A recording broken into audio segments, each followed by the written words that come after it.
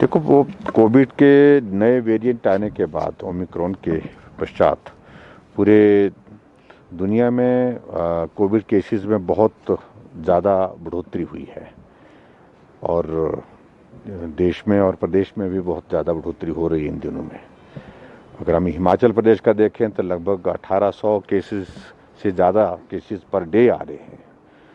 तो वो हिमाचल की पॉपुलेशन के हिसाब से स्वाभाविक रूप से हमको एक चिंता का विषय है। प्रधानमंत्री जी ने सभी मुख्यमंत्रियों से इस बारे में फीडबैक लिया कि किस प्रकार से सारी चीज़ें आपके प्रदेश में तैयारी की दृष्टि से हैं और क्या क्या। उसके बाद जो सबसे बड़ी बात है कि जो सेक्रेटरी हेल्थ जो गवर्नमेंट ऑफ इंडिया उनकी ओर से जो प्रेजेंटेशन दी गई उसमें ओमिक्रॉन के बारे में डिटेल में बताया गया कि संक्रमण ज़्यादा होगा, ये आप मान करके चलिए, लेकिन उसके बावजूद हॉस्पिटल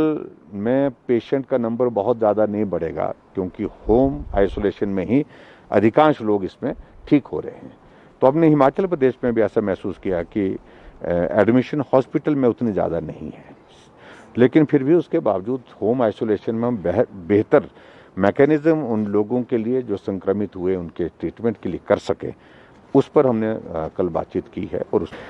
देखिए, आज थोड़ा हम एक बार चर्चा करेंगे। आज भी हमारी हिमाचल के संदर्भ में जो प्रेजेंटेशन है कोविड सिचुएशन पर, तो उस पर भी हम बातचीत करेंगे, निश्चित रूप से बात करेंगे। लेकिन मैं समझता हूं कि बहुत रिस्ट्रिक्शन लगाने से भी बहुत ज़्यादा चीज़ें ठीक नहीं होने वाली हैं। ठीक नहीं होने की वजह मेरा कहने का कि आर्थिक दृष्टि से कोविड के कारण लगातार तीसरा साल चल पड़ा, जो बहुत बड़ी क्षति हुई है इकोनॉमी को, और वो मुझे लगता है कि उस पर भी हमको विचार करना पड़ेगा कि आने वाले समय में इन रिस्ट्रिक्शंस के कारण हमारी डेवलपमेंट के साथ साथ में हमारी इकोनॉमी